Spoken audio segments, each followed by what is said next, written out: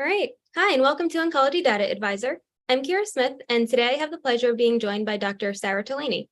Dr. Delaney is hosting a live webinar for i3 Health next Wednesday, July 12th at 1 p.m. Eastern, focused on triple-negative breast cancer. And today she'll be discussing a preview of some of the topics that will be covered in the webinar. Dr. Delaney, thanks. Hi, and welcome to Oncology Data Advisor. I'm Kira Smith, and today, oops, a little feedback. Dr. Delaney, thanks so much for coming on today. Oh, thank you very much for having me. To start off, would you like to introduce yourself and what you focus on in your work with breast cancer? Sure. So my name is Sarah Delaney. I'm a breast medical oncologist at Dana-Farber Cancer Institute and chief of the Division of Breast Oncology here. And my research interests have really focused on developing novel therapies for patients who have breast cancer. So really trying to move promising early drugs into the clinic for patients so they get early access, and really with the goal of trying to improve outcomes for patients, but also at the same time, trying to be very mindful of the side effects that these drugs cause and really want to tailor drugs to the individual patient. Great. So in the webinar next week, you'll be discussing the many important considerations in the management of TNBC. By way of background, what are some of the factors that make TNBC such a challenging disease to treat? I think one of the challenges is we've sort of defined triple negative breast cancer by what it isn't. So we've defined it as a cancer that lacks estrogen receptor, progesterone receptor, and HER2. But in truth, triple negative disease does have some receptors on it. So we've made it sound like it doesn't have any targets, but that's certainly not true. I think the other challenge is that triple negative breast cancer is very heterogeneous. It isn't really just all the same in all patients who have triple negative disease. And so, I think we've come a long way from where we used to be, where we used to think, again, that there was no target on triple negative breast cancer and that we really just had chemotherapy. But, as this program will address, there are lots of novel therapies that really have come out that have changed outcomes for patients, which is really important. Definitely. So as you mentioned about these novel therapies, what are some of the most promising ones that have been developed over the past few years, and how have they impacted treatment? So I think we've been really fortunate to see so many new drugs come out, particularly over the last 2 to 3 years. We've seen immunotherapy, we've seen PARP inhibitors, and we've seen antibody drug conjugates emerge.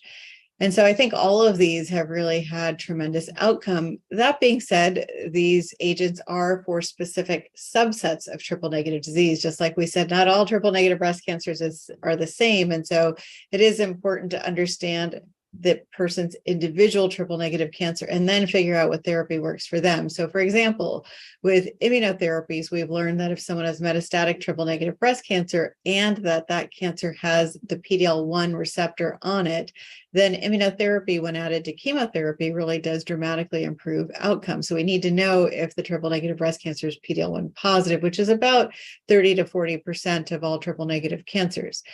Then for PARP inhibitors, we know that these agents work in patients who have germline BRCA mutations and that they have better disease control for longer in patients when compared to chemotherapy. So really important to know germline BRCA status, but it turns out they also work in patients who have somatic BRCA mutations or germline PALB2 mutations. So really important to understand this information in order to know if they're a candidate for PARP inhibition. Additionally, for antibody drug conjugates, we have sacituzumab govitecan and we have trastuzumab deruxtecan. Trastuzumab deruxtecan, though, at least for now, seems to work best in those patients who have what we call HER2 low breast cancer, meaning that the cancer has a little bit of the HER2 protein on it. It's not a cancer that's truly HER2 amplified and HER2 positive, but rather if you looked at the cancer, it's either 1+ or 2+ by immunohistochemistry and not FISH amplified, which is about a third of triple negative breast cancer patients. So I think, as you can see, there are lots of drugs, but you do need to understand the individual biomarkers on that cancer as well as germline mutational status to be able to figure out what agent is the best choice for the individual patient at that particular time. Absolutely. It's great to hear about all of the new options. So what are some of the notable toxicities that have come along with these novel treatments, and how do you approach managing them? Yeah, a very important question. And these therapies all do have different side effects that we do have to be mindful of. So for example, with immunotherapy, these agents are really looking to take the brakes off the immune cells. And so your immune cells then sometimes can get a little over revved up and potentially attack normal tissue.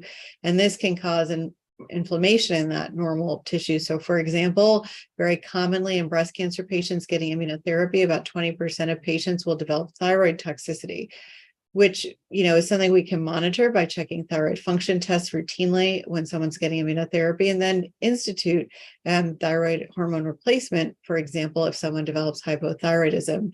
We also see that people can get other organs inflamed.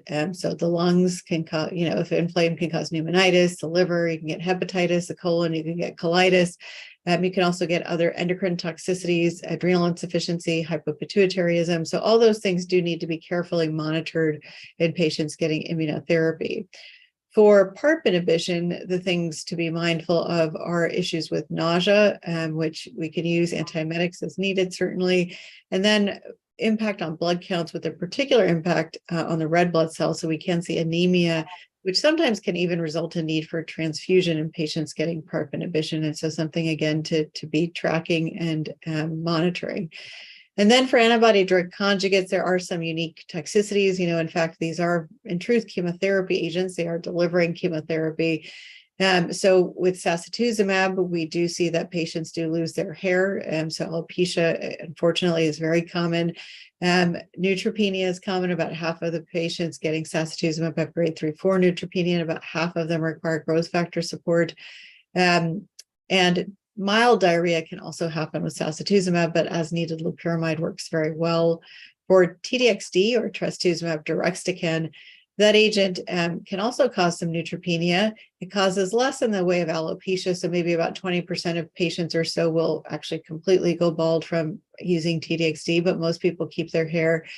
And then the one side effect that we do have to be mindful of with TDXD is interstitial lung disease, or ILD, which happens at about 10 to 15% of patients. So it's important to let patients know that they could get this inflammatory kind of reaction in their lungs from TDXD, that they do need to look out for shortness of breath, dyspnea on exertion, cough, any type of upper respiratory symptoms, and that does need to get evaluated promptly if they do to become symptomatic from it. So again, unique toxicities depending on which agent there is. Thank you. That was a great overview of all the considerations. So looking ahead to the future, of the therapies that are currently in development, which do you think will have the greatest potential to impact treatment in the coming years? Well, it's nice to see there are so many new agents that are in the pipeline that continue to hopefully will continue to really impact outcomes for patients. So I think we touched upon two of the antibody drug conjugates, sacituzumab govitecan and trastuzumab deruxtecan, but there are other ADCs in development. One that probably will hopefully come out more near term would be datopotamab deruxtecan, or Dato-DXd, which is a TROP2 directed ADC, also with the deruxtecan payload, so very similar in that sense to TDXd, but instead with a different target. And so this agent is being studied in the first line setting for triple negative disease. So hopefully that more to come. That study is currently enrolling, but we've already seen initial data that looks very promising in pretreated triple negative disease. There are other ADCs as well, patritumab deruxtecan, which is a HER3 directed ADC, also with the deruxtecan payload, looks very promising as well in pretreated triple negative breast cancer. But I think this leads to the question of how can we have all these ADCs with somewhat similar payloads, especially if they're all targeting or having a topoisomerase 1 payload. Are they going to work one after the other? And we don't know. We need more data here. And so I think that is going to be a question as these new agents really move forward about how do we sequence these drugs? Can you use them sequentially? What's the efficacy? And are there biomarkers that can help us predict which patients will continue to drive benefit as we better understand resistance to these drugs? There's certainly other agents that are in development, including some targeted drugs like AKT inhibition, which we're currently waiting on data for. And other novel immunotherapies are also in development, things like TIGIT. And so I think, again, more to come as these other agents move forward. Definitely looking forward to hearing more about all these trials as they progress. So switching gears a little bit, since you're presenting the webinar next week along with Dr. Ira Bleiweiss, who is a pathologist, what are some insights that you have learned from pathologists over the years that have benefited your practice? One is how critical pathologists are, which is, I think, even just becoming more and more important as time goes on, particularly not just to make a diagnosis of triple negative disease, But now as we're getting all these biomarkers, it is becoming very complicated. With PD-L1, we've seen lots of different antibodies be used to test for PD-L1. And right now, since we're using pembrolizumab and PD-L1 positive triple negative disease, we have to use a 22C3 antibody and use CPS testing and get a score greater than or equal to 10 to make someone eligible for immunotherapy. And there's a lot of challenges with reading that PD-L1 assay. So really important to partner with your pathologist, make sure you're getting the right assay for the checkpoint inhibition you're going to utilize. Then for HER2 testing, that's been really quite an evolving space as we now need to understand if someone has HER2 low disease. We never really thought about that before, but now that is quite critical. And we've seen the challenges with reading HER2 low with really challenges getting concordance between pathologists really reading the same scoring. And I think this is going to evolve even further because we will soon better understand if patients can have ultra low HER2 status, meaning somewhere between 0 and 1 plus, and benefit from TDXD, and maybe even eventually see if HER2 0 patients benefit from TDXD. And will we need better quantitative assays? So I think, these are just two little examples of how complicated testing has become in breast cancer and really how critical our pathology partners are. So I think, again, having a better understanding of these biomarkers is critical. And again, our pathologists play such an important role there. Absolutely, they definitely do. So is there anything else covered in the webinar that you're looking forward to discussing? I think really the most fun that I have is trying to figure out what the right therapy is for the individual patient at that particular time. And so, it isn't, well, we have all these pieces and armamentarium, if you will, that we could utilize to treat the patient. It does take understanding, what exactly is going on with the patient at that time. How do they respond to prior therapy can sometimes help you understand how they're going to respond to a future therapy, where their cancer is, is it visceral, non-visceral, and what biomarkers they have, what germline genetic mutations they have. And so really putting all the pieces together help us better understand how to tailor treatment to the individual patient. So we will have some cases that we'll discuss, which I think is really helpful to put everything into context. Definitely. And I'm looking forward to hearing more about all of these topics during the webinar. So thank you so much for coming on today. This is a really great preview, and I'm definitely looking forward to learning more about it. Thank you so much for having me.